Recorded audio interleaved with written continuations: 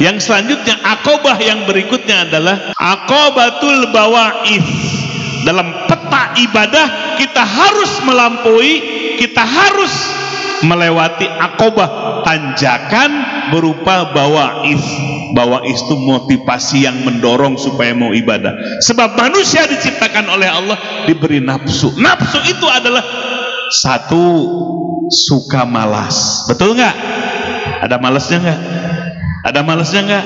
Ada. Manusia diberikan sifat malas. Semua diberikan sifat malas. Tergantung kita bagaimana cara mengolahnya. Yang kedua, sifat bosan. Jangankan ibadah, main aja ada bosannya. Makan aja ada bosannya. Tuh. Jangankan urusan ibadah, makan saja ada bosannya. Tidur saja siang malam, bosan apa enggak? Bosan. Main saja siang dan malam, bosan enggak?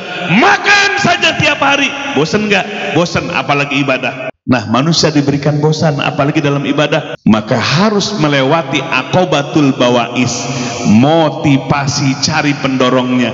Maka Allah berikan dua hal. Pertama, gambaran surga dan neraka. Persoalan hari ini adalah kenapa orang gak termotivasi dengan surga, padahal dalam Al-Quran berulang-ulang dalam beberapa surat dan ayat gambaran indahnya surga, tapi sedikit orang yang rindu dengan surga. Betul nggak? Kenapa tidak yakin dengan seyakin-yakinnya dengan surga? Nah, ini Bapak Ibu sekalian, kenapa? Kata Syekh Ibnu Athaillah As-Sakani dalam Hikam, keyakinan kita belum sempurna tumbuh dalam hati sehingga tidak bisa menyinari kolbu kita. Lau asyraka laka nurul yakin, seandainya cahaya keyakinan itu menyinari hatimu, la ra'aital akhirata aqraba ilaika, maka akan melihat akhirat itu lebih dekat. Besok surga itu, surga mau urusan 60 tahun ke atas. Nah, ini yang keyakinannya kecil, keyakinan keimanannya rendah, tidak sempurna, sehingga tidak bersinar menyinari kolbu kita.